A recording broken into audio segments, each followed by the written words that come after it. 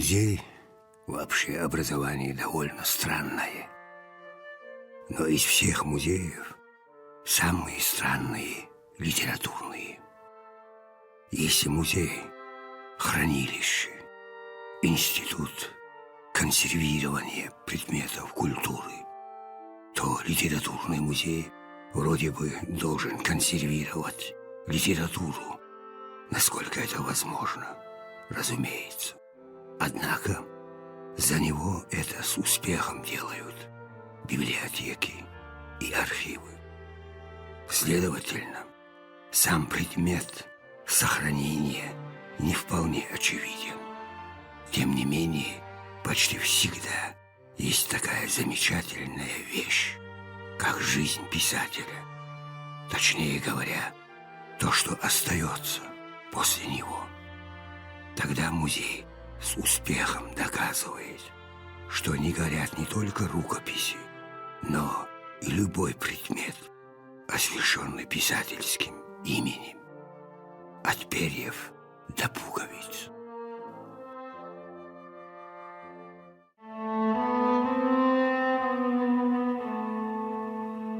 В этом доме, в усадьбе Хастатовых, жила бабушкина младшая сестра поэта Екатерина Алексеевна Столыпина, она же Хастатова, была замужем за генерал-майором отставки Акиму Васильевичу Хастатову.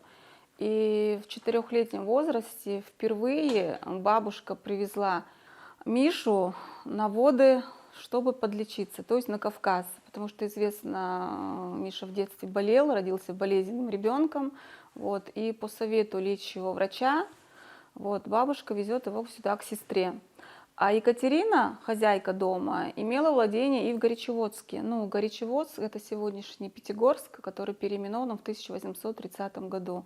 О пребывании Михаила Юрьевича Лермонтова свидетельствует наша мемориальная доска, где написано, что Лермонтов бывал здесь у Хастатовых.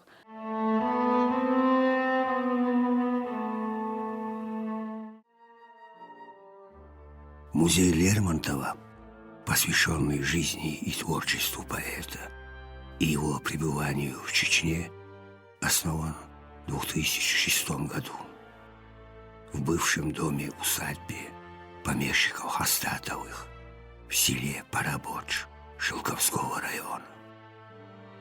Лермонтов трижды посещал этот дом, а впервые в 1818 году в 4-летнем возрасте. Дети Хастатовых стали друзьями Лермонтова, а во взрослой жизни их пути неоднократно пересекались. Время, проведенное в этом имении, оставило заметный след в жизни поэта. Здесь он познакомился с обычаями и культурой горцев.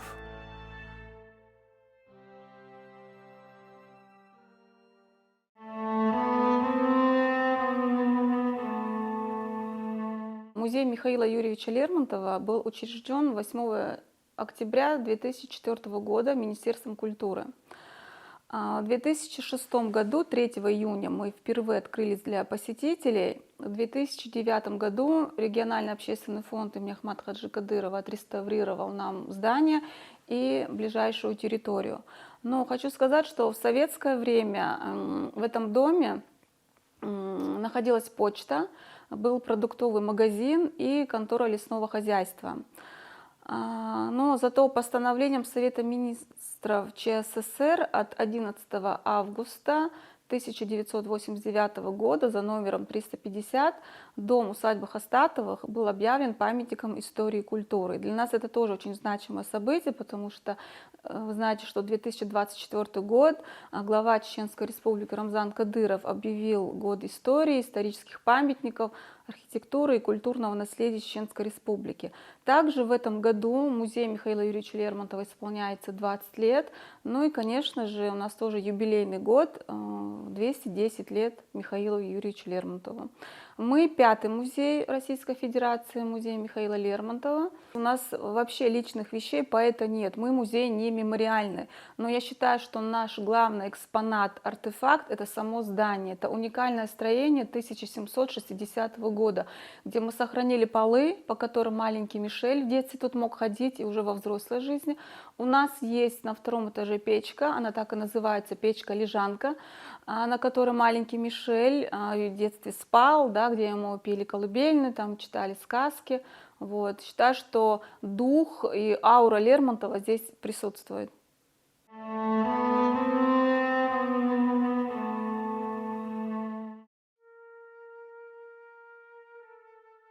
В имении Хастатовых в разное время побывали Александр Дюма, Лев Толстой, адмирал Потанин, космонавт Владимир Комаров и многие другие. К 150-летию со дня рождения Лермонтова в 1964 году на доме-усадьбе Хастатовых установили мемориальную доску, свидетельствующую о его пребывании в имении Хастатовых в 1818, 1837 и 1840 годах.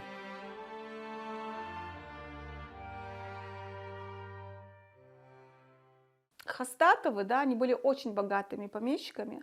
Вот бумаги, которые нам предоставил архив Республики Грузия по запросу нашего генерального директора в 2005 году, ну, на 5 листах.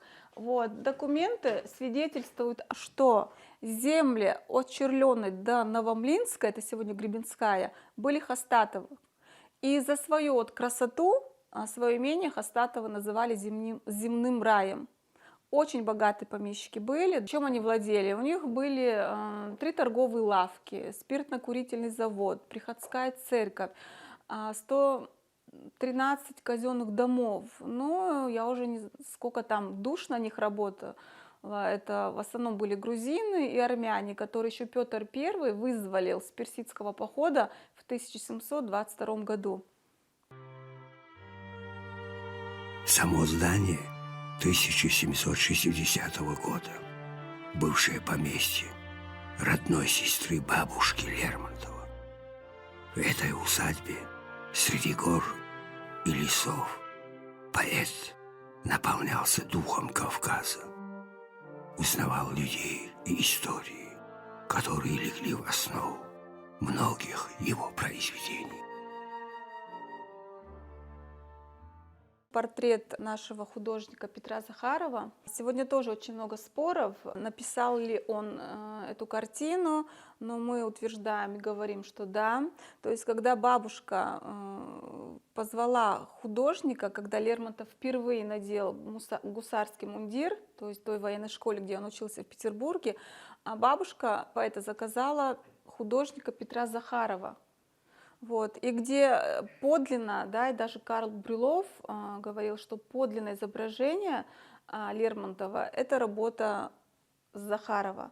Как и Пушкин, да, Лермонтова тоже писали многие именитые художники, но подлинно, да, изобразил его Захаров. А вот тоже хочется вам показать вот эти предметы, которые мы нашли в стенах этого музея, когда была реставрация. Вот домино, шахматы, вот этот лик. То есть, возможно, это даже дело самого Лермонтова, потому что помимо того, что он рисовал, писал, он еще в детстве лепил из цветного воска. Вот.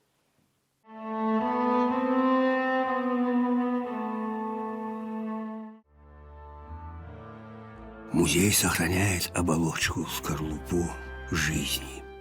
Музей сохраняет оболочку, скорлупу жизни. Мумифицирует бытовую форму существования, тем самым переводя ее в совершенно иное качество, не прикладное, а сакральное. Тоже не могу не рассказать о вот этом засове, который мы тоже сохранили. Тоже есть такая, ну даже это не байка, а на самом деле это было, когда во время Кавказской войны Михаил Лермонтов с бабушкой, ну это его еще детские годы, спят здесь ночью, ну и слышат выстрелы.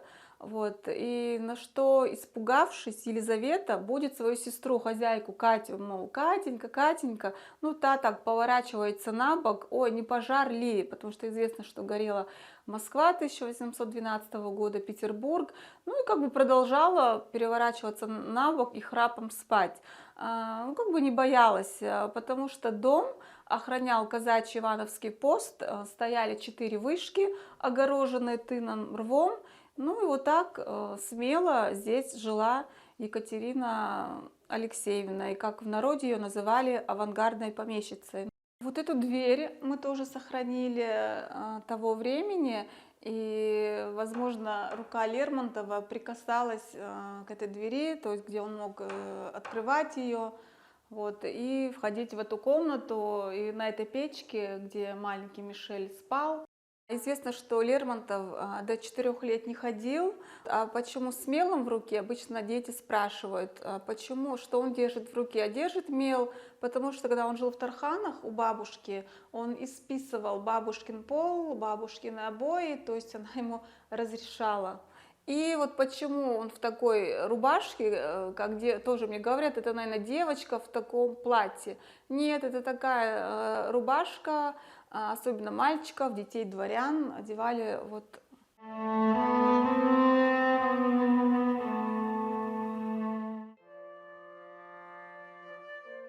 Понятно, что для человека, действительно интересующегося жизнью и творчеством писателя, наиболее привлекательны фонды, подлинные вещи, предметы изучения. Вот эту картину в 2009 году после реставрации нам подарил наш чеченский журналист, он же лермонтовед Джибиров Ибрагим. На ней вы видите изображен Лермонтов, и прототип это наш Бота Шамурзаев. И если почитать поэмы Измаил Бей, там есть такие строки. Старик-чеченец, гор Казбека, бедный уроженец, когда меня через горы провожал, про старину мне повесть рассказал. Вот Лермонтов, слушая стариков, вообще горцев, да, даже саму хозяйку Екатерину он просил, Катенька, ну расскажи мне о них. Конечно, его интересовала и жизнь, и судьба горцев, казаков, то есть тех народов, которые жили на Кавказе. Не могу тоже не упомянуть об истории создания казачьей колыбельной песни Лермонтова. Это произведение, которое, кстати, переводилось на многие языки мира. Вот. А история такова. То есть Лермонтов во время первой ссылки в 1837 году, когда ехал по дороге Владикавказ-Кизляр, ну такой удобный путь для себя выбрал, остановился в станице Черленной, ну, чтобы потом приехать сюда к Остатовым. В станице Черленной его встретил некий там станичник Борискин. Борискин отводит ему хату казака Ефремова и заходит в хату. И видит такую картину. В хате сидит девушка, убаюкивает младенца. Это была черленская казачка Евдокия, ну она же Дунька, как ее называли, Догадиха. Убаюкивала племянника. Мальчика, кстати, звали Викентий, это был сын ее сестры Степаниды. Вот. Ну и напевала. Лермонтов, слыша ее красивый голос, берет клочок бумаги, карандаш, он всегда с собой носил, говорят, даже одной рукой держит саблю, как бы пальцем прижав к губам, ну и записывает. А там, да, такие строки, которые сейчас тоже многие, да, вот злой чечен ползет на берег, точит свой кинжал там и так далее. А Дунька-то пела, пугая мальчика, чтобы он уснул. Война идет кавказская, вот она и поет. Если ты не заснешь, сейчас там злой чечен на тебя, а ты вырастешь богатырем, пойдешь на него, ну и так далее. Ну разве может горец, да, точить чечен кинжал там в тереке? Это же гипербола, метафора, как бы пугает мальчика, чтобы вот уснул. Но, к сожалению, хата-то не сохранилась. На месте вот этого дома, это сейчас дом слепых в Черленой, находилась эта хата того казака Ефремова, где была написана казачья колыбельная песня. И эта хата даже была с мемориальной доской. Упомянуто, что вот Лермонтов в 1837 году вот, написал казачью колыбельную песню. Вот тоже наш зал, Лермонтов художник, так и называется. Ну, конечно, это все репродукции, да, конечно, у нас работ Лермонтова оригинала нет, но вы видите, что любимая тема Лермонтова была, это, конечно, горы, это вот, видите, лошади. Вот эти работы подарил нам в 2014 году, к 200-летию Лермонтова, питерский художник Борис Семенов. Конечно, это оригинал Семенова, но срисованный с подлинных работ Лермонтова.